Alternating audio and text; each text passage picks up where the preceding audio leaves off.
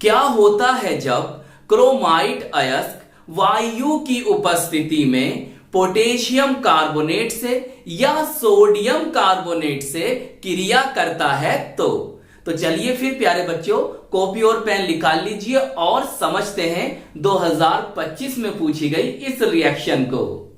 प्यारे बच्चों, हमें क्या दे रखा है? क्रोमाइट अयस्क। फॉर्मूला क्या होता है? ध्यान से याद करेंगे। फॉर्मूला होता है प्यारे बच्चों FeCr2O4। क्लियर? और नीचे आप नाम भी लिख देंगे। क्या लिख देंगे? चाहे इंग्लिश में लिख दो चाहे हिंदी में, आपकी मर्जी है। क्रोमाइट और फिर हमें क्रिया करानी है पोटेशियम कार्बोनेट से। उसका फॉर्मूला क्या होता है प्यारे बच्चों? K2CO3। पोटेशियम कार्बोनेट, या आपको ना प्यारे बच्चों सोडियम कार्बोनेट भी दे सकता है जब भी रिएक्शन ऐसी ही होनी है, चाहे सोडियम कार्बोनेट दे या पोटेशियम कार्बोनेट। किसकी उपस्थिति रख रहे हो? सर हम रख रहे हैं वायु की उपस्थिति।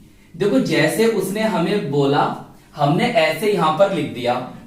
प्यारे बच्चों, जैसे उसने बोला हमने ऐसे नीचे लिख दिया। ये कौन हुए? ये हमारे अभिकारक, बोले तो रिएक्टेंट्स हुए। अब हमें इससे बनाना है प्रोडक्ट को, उत्पाद को। तो कैसे बनाएंगे? बहुत ध्यान से समझना। देखो जो मैं बता रहा हूं उसे ध्यान से समझना और कॉपी लेकर बैठो। कॉपी लेकर बैठो, लिख लिख कर देखो, जब भी रिएक्शन याद होंगे आपके। प्यारे बच्चों जरा मेरी बात ध्यान से समझना। ये कौन है? Fe है, आयरन। और ये कौन है प्यारे बच्चों? ऑक्सीजन है। तो Fe और ऑक्सीजन मिलेंगे तो क्या बनेगा? ऑक्साइड बन जाएगा सर Fe का। तो सही है, फिर यहां पे लिख दो आप, बन जाएगा प्यारे बच्चों Fe2O3 बन गया। चलिए अब आगे देखते हैं। प्यारे बच्चों ये कौन है? Potassium carbonate. और ये कौन है हमारा? कार्बोनेट। कार्बोनेट आयन बनेगा CO3 2 नेगेटिव कार्बोनेट आयन।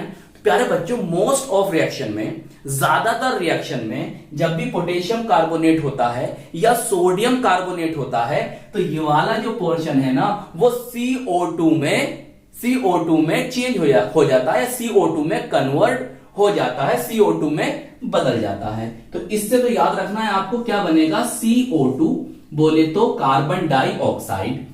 अब हम क्या देख रहे हैं? हमारा इसका रोल इसके साथ, तो Fe2O3 बना, सही। और प्यारे बच्चों इससे क्या बना?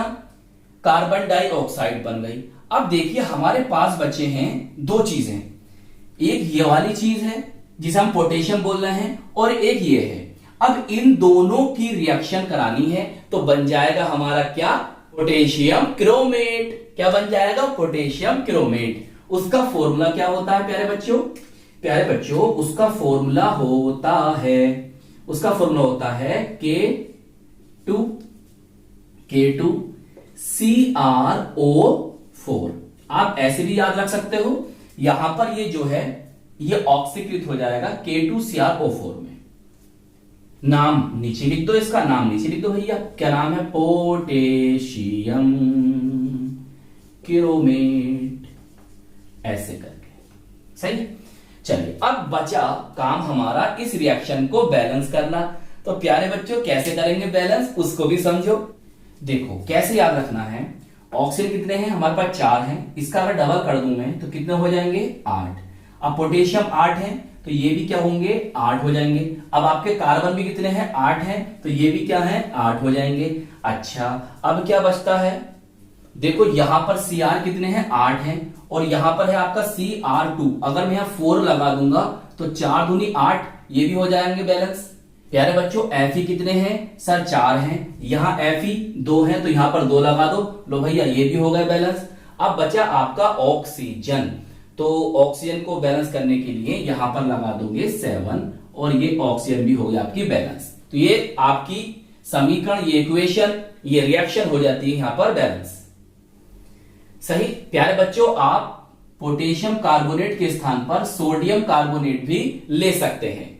तो यहां क्या बनेगा? फिर यहां बनेगा सोडियम क्रोमेट।